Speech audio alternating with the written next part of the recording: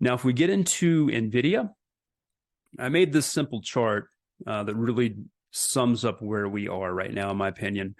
This gap right here, their blowout earnings report, was either a breakaway gap or an exhaustion gap. Now, a breakaway gap is typically in the middle of a move. And if it's a breakaway gap, then this correction right here that we're in is going to hold above 340, which it looks likely right now that will happen.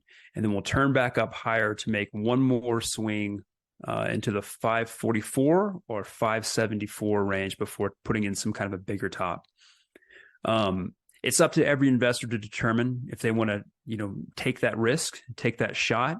I don't know if this is the area. This isn't where we're looking to build a long-term position. We've been doing that for years, but if I was starting fresh, I don't know if I would be starting down in here.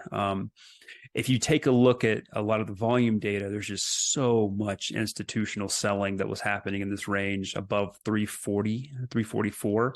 And as of now, we're well below it. And I imagine if we push higher in the next day or two back to 344 and we see selling continue, that's even more evidence that institutions have taken their gains, and that really builds the case that we could drop below 340.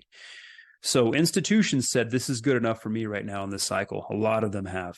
You got to keep that in mind. That's one of the reasons that we decided to kind of bail around 350, around 355 range, or 455 range.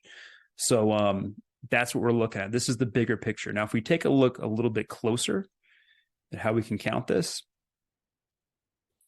and there is two scenarios, and that is 2021 was your big top.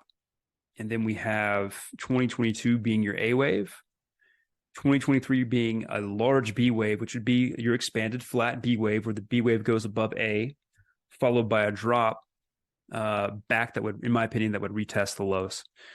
And I know that seems pretty extreme for a lot of people, considering their earnings and where the market is and where they are. But, it seemed pretty extreme down in this region to be buying and to assume that they'd be this high within less than a year. Now that we're up here, it seems impossible that they'd ever go back down here. But if the macro forces are in play, that's not out of the question. The line in the sand, once again, is 340. Below there, and this red count becomes my primary belief. I don't think it's not my primary right now. I do think that we will hold this and probably turn back up higher. And if that does happen, this is how I believe it's playing out, is that this is your third wave, and it's pretty complex. We have our A wave, B wave, and then 1, 2, 3. This would be your fourth wave. We get a fifth wave drop into 400, 399. And that would be if anyone that's looking to take a shot on a buy, that would probably be where I'd be looking to take a buy right there. But I would definitely have a stop below 340. Just always watch that number for anyone that's trying to maybe capture this move higher, or says, I have a long time frame and I want to start building a position of 400. That's where I'd be targeting in the next drop.